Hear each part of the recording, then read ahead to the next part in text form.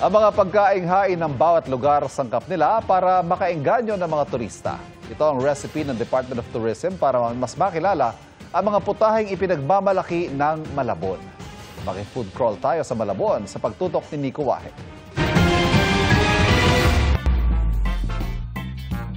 Sa mga turistang pumupunta sa Pilipinas, hindi lang naman magagandang tanawin ang pakay nila.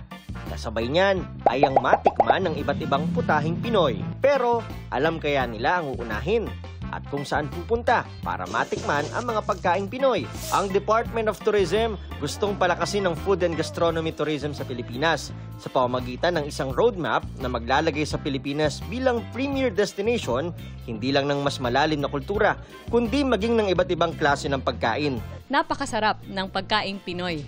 And there is such great diversity across our regions that it represents our history and our heritage.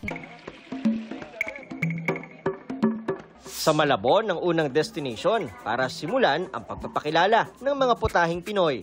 Una na riyan ang pansit Malabon, puto, at maging sa halo-halo at kakanin, kilala dyan ang Malabon. Nadiskubrihan po natin na napakasarap ng pagkain ng Malabon and that these are heritage dishes that have been passed on from one generation to another. Hindi po titipirin yung ingredients. Pag may natitira po sa hapon, pinamimigay na lang po namin kasi mas masarap po yung bagong luto. Parte rin ng proyekto ang Palengke Tourism. Gusto ng DOT na maging sentro rin ng mga palengke ng turismo pagdating sa pagkain. Dito sa palengke ng Concepcion Malabon, may dinadayong nagtitinda ng okoy. 1999 pa nang magsimula itong okoy ni JR dito sa Concepcion Malabon. Ang sikreto daw kung bakit ganito nakatagal at tinatangkilik itong okoy ay itong dough na ito. Ang sikreto lahat nandyan at syempre ang hipon na fresh, patok na patok yan. Hindi lang sa mga taga Malabon, maging sa buong Metro Manila. Dati kasi yung mga dating mga tiga rito lang na pagka napupunta sa Malabon, sila lang yung nakakilala sa okay natin. Sa awa naman ng Diyos, natikman nila, yun, bumabalik-balik sila.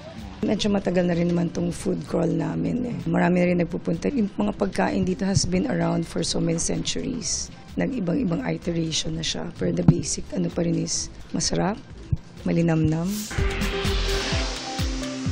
Sa bawat kain natin ng pagkaing Pinoy, hindi lang naman linamnam ang na-experience natin, kundi maging kultura at kasaysayan, nakaakibat ng bawat lasa.